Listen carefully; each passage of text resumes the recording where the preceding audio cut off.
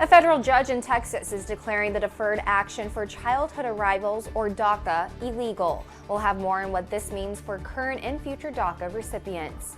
And the American Academy of Pediatrics has a new recommendation for masks in school. What this means for students around the Brazos Valley. Your KRHD News starts right now.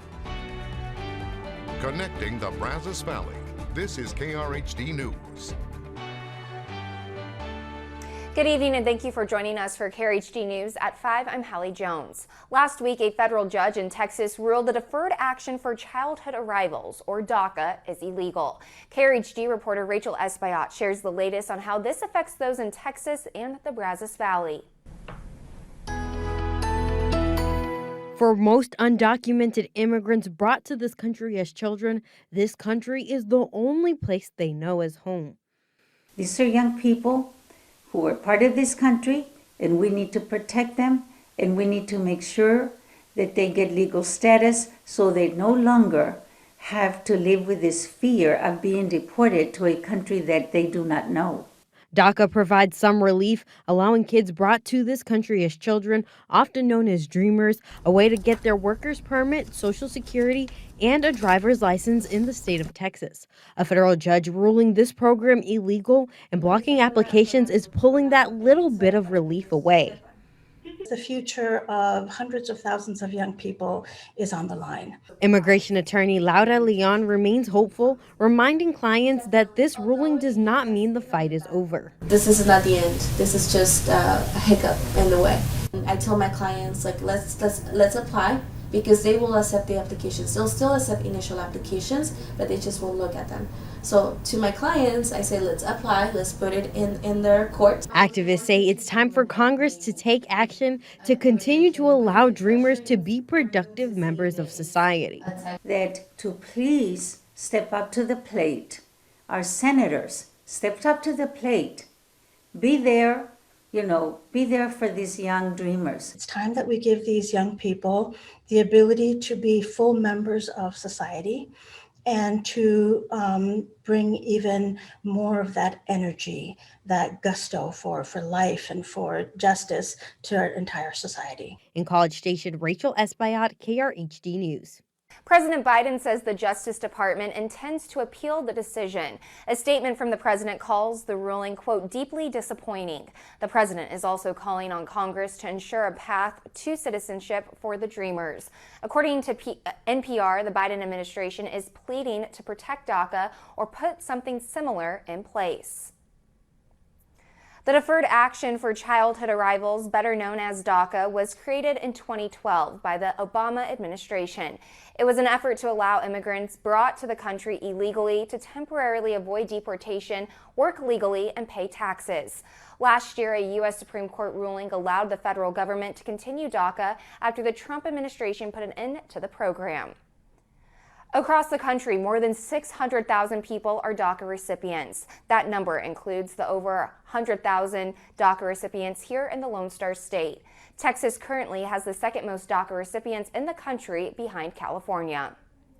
So who does this new ruling on DACA affect? According to the Texas Tribune, the ruling won't have any effect on the current 600,000 recipients who have the 2-year renewable work permits. But the Tribune says it will affect about 50,000 new applicants nationwide who were not approved before Friday's ruling. New at 5, a watchdog report says an Immigration and Customs Enforcement detainee died after authorities failed to hospitalize the person. That information coming from the Department of Homeland Security Inspector General report. The incident took place last December after a detainee with a history of hypertension asked for help due to his chest pains and pain in his arms. He was treated at the medical unit and released, but a short time later collapsed and died. While children cannot be mandated by a school district to wear masks this fall semester, some experts are saying that doing so may still be best practice. KRHD reporter Rebecca Fiedler spoke with Brazos County school officials who say they'll be ready if students want to mask up. The American Academy of Pediatrics issued a recommendation this week urging parents to mask their children over the age of 2 in order to keep COVID-19 from spreading and to keep schools open for in-person learning. The recommendation issued Sunday notes that evidence shows COVID-19 has a low transmission rate in schools when masks are worn and other public health precautions are correctly followed. Many kids attending school and daycare are still too young to be eligible for a vaccine and are at risk with new variations of the coronavirus circulating throughout the country. Governor Greg Abbott issued an executive order in May prohibiting public schools from requiring masks on students. Schools like Bryan ISD will be following the governor's orders, but also will make masks available for families that want them. The governor's order says that school districts, any public school district in Texas, any charter school in Texas, cannot mandate that students wear masks. So we have some masks left over that if a student requests a mask, we can give that mask to them. We saw in summer school and we saw in the power camps that are going on right now that a lot of students are still wearing masks, but masks will not be mandated at all. The AAP noted that in addition to protecting against COVID-19, wearing a mask protects children from other respiratory illnesses that are circulating this time of year. They urge the need to reduce COVID outbreaks in order to keep schools open for in-person attendance, as online learning created educational barriers for some students. Local school districts such as Caldwell ISD are still deciding on whether they will distribute free masks to students, as they aren't sure whether the children will actually use them. Reporting in the Brazos Valley, Rebecca Fiedler, KRHD News. The first day of school is about a month away, but concerns are growing over the risk children may face if there aren't enough crossing guards. According to the National Highway Traffic Safety Administration, in 2019, a pedestrian was killed every 85 minutes. This is why crossing guard Bernie Pate has dedicated the last 5 years serving our community as a reliable and energetic crossing guard. He says he enjoys making an impact on College Station youth, but most importantly, watching them grow. I like to send them to school. Number one, safe. Number two is just being a good attitude when they get to school. Start the day off with a smile. And although the position is rewarding, the College Station Police Department says they have had a hard time filling the job. The difficulty that we see the most is finding someone who would be willing to work for just 2 or 3 hours a day. Corporal Turner says they're hoping to fill in all openings within the next 4 weeks. With the eviction moratorium ending soon, more people are turning to 211 for help. Housing continues to be the #1 concern that people are calling about. There is, help being provided and help being paid to people who need that help with rent assistance. Many of our 211 services provide that direct application and payment assistance program. Rental assistance has been slow to get everyone who needs it in some communities.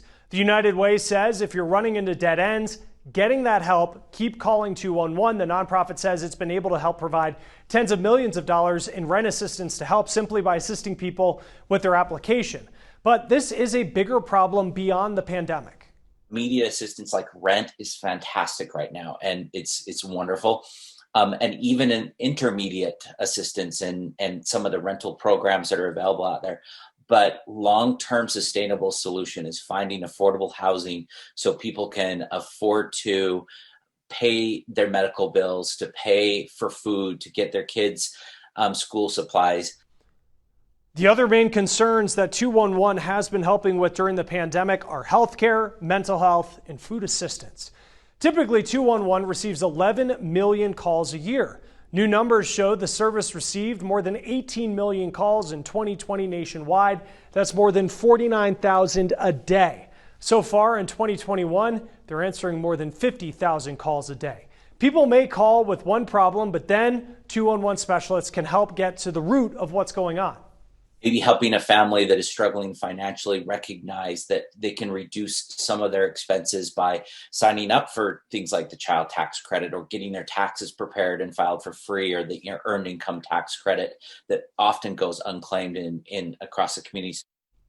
211 is also hiring if you're looking for a job. Some of those positions are remote. You can find available jobs at 211.org by searching for our local 211. Diversity in farming has been shrinking for decades. Next in our lineup, the unique ways that some black farmers are working to stop this decline. Close to 20,000 firefighters are on the front lines, battling 80 large wildfires across the West as of today. Those numbers come from the National Interagency Fire Center. That includes the Bootleg Fire in Oregon, which is now that state's largest fire in modern history at more than 300,000 acres, which is about the size of Los Angeles. The extreme heat and drought contributing to fire season are also taking a toll on Christmas tree farmers. We're sitting here watching trees that we've been growing for 6+ years. Every year you trim, you fertilize, you have labor costs into that, and you're watching them all die in one day. And over here, there may be no hope for that tree. They say they've already lost about half the Christmas trees they were planning to sell this holiday season, and it's a similar story for other farmers. Fewer trees will likely drive up prices this winter. NOAA's predicted this will be a busy and active hurricane season. Stephanie Stone shows us how nonprofit aid groups have started their disaster preparation early because of this. We are ready to go. Steve Sterling is president and CEO of MAP International. The 65-year-old nonprofit exists to help people get access to medication. Their work is in more than 45 countries. It's to ship containers of medicines for chronic diseases such as hypertension, cardiovascular, diabetes and asthma, and also antibiotics and prenatal vitamins. Right now, though, their distribution centers in the U.S. are at the ready and have been ready since January. 10,000 disaster health kits, they say, are already pre-positioned in areas that are expected to get hit hardest this hurricane season. Toothpaste, toothbrush, comb, washcloth, first aid kit, those type items. And that's what we prepare and provide during disaster response, such as a hurricane. Sterling says their volunteers started prepping in the winter, assuming that this year would be busy. This year's been early. It seems like it's getting earlier. But normally during the springtime, February, March time period. NOAA experts do not anticipate the historic number of storms we saw in 2020. But this year, they say, won't be quiet. NOAA's outlook for the 2021 Atlanta hurricane season indicates that an above normal season is most likely. Acting NOAA Administrator Ben Friedman detailed this year's statistics, saying there's a 60% chance of an above normal season, and that there will likely be between 13 to 20 named storms and 3 to 5 major hurricanes. But he stressed all it takes is one to bring dangerous winds, deadly storm surges, and flooding. If you're in a hurricane zone, now is the time to ensure that you have an evacuation plan in place, disaster supplies on hand, and a plan to secure your home quickly. They urge early preparation, something that organizations like MAP have already done. When you leave an area because of disaster hit, you don't even have a toothpaste or toothbrush.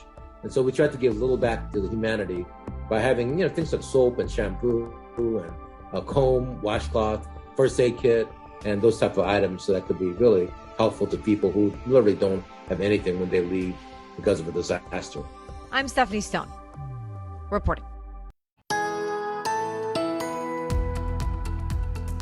We have seen a few showers and thunderstorms across the area today, the heaviest of which have been just to the south of Bryan College Station this afternoon. You can see that here on our Extraco Eagle Eye as those continue to push off toward the south. So we do have mostly cloudy skies, a little thunder in the area, 82 degrees, feeling like 86. So that's not bad for this time of year. It's muggy though. Winds around the east-southeast at 11 miles per hour. And as we check out clouds and radar, you can see showers and thunderstorms continuing to work their way down to the south across southern parts of Brazos County into Grimes, and that will continue down toward the Houston area. Later on this evening, there have been some thunderstorms off to the west too, around the Austin area, and those continue to work their way up to the south. So we still may see a couple of showers roll on through, but it looks like the heaviest of the rain is probably going to be south and west of here.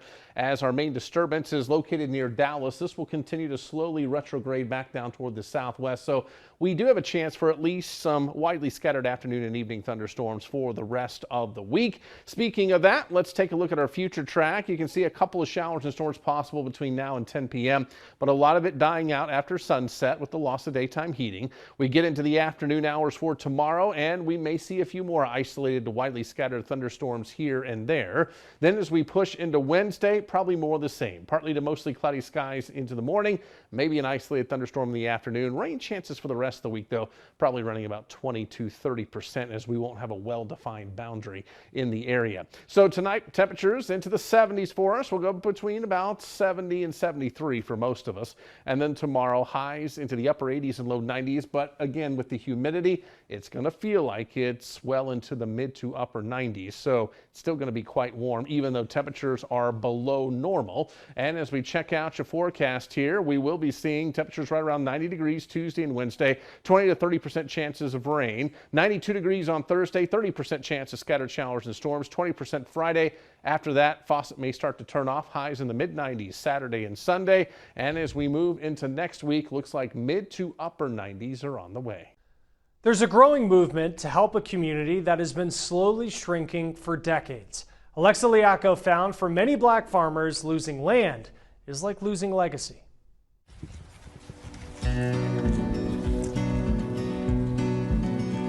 So this became the promised land. It became a place where they could call their own.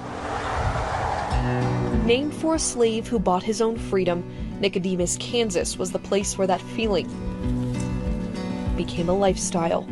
This provided an opportunity for African Americans that wanted to leave the war-torn South and the Jim Crow South. They came here to farm thousands of acres, a much greater opportunity compared to the few dozen acres most freed African Americans had in the South. You know, we had that connotation that farming was equated to slavery, and we were not going to have any parts of that. But farming is equated to home ownership, land ownership, and prestige for your family, that you own something. Great, slow down. There you go. Dr. Johnella Holmes's family were founding farmers of Nicodemus. Good job. I'm a proud fifth-generation descendant. But she and her family no longer farm the land. In fact, Nicodemus now has no African Americans actively harvesting the land themselves. Yeah, this is a photograph of my mom and dad right here at the farm, early 90s. This is probably when it was taken. The farmland owned by black families is leased out to white farmers. Angela Bates's farm is one of them. Right now, I don't believe there's anybody but a couple of us that actually own land that we're leasing out to others that are farming, because who can afford a combine? Who could afford a John Deere tractor? Diversity in farming has been shrinking for decades. 100 years ago, there were more than 1 million black farmers. Today, there are fewer than 50,000. High operating costs are part of that decline, but these women say discriminatory loan practices have driven many black farmers out of business. If nothing is done to reverse that and to look at the inequities, there'll be no black farmers. These are real people and real families that are going to be absolutely devastated by this. But these women are determined to stop this decline. Hello, hello. How are you? Angela runs a restaurant in town to support her dream of keeping her family's land forever. Where are you guys from? Colorado and Michigan. Colorado and Michigan, huh? We have to be stewards of this legacy. We've got to do the best we can to maintain it so that we can pass it on to the next generation. You did the perfect lines. I do the cutting. And Johnella is keeping her family legacy alive through education. I want to make sure that our youth understand that there's pride in being a farmer. She runs youth camps to show students Nicodemus's history.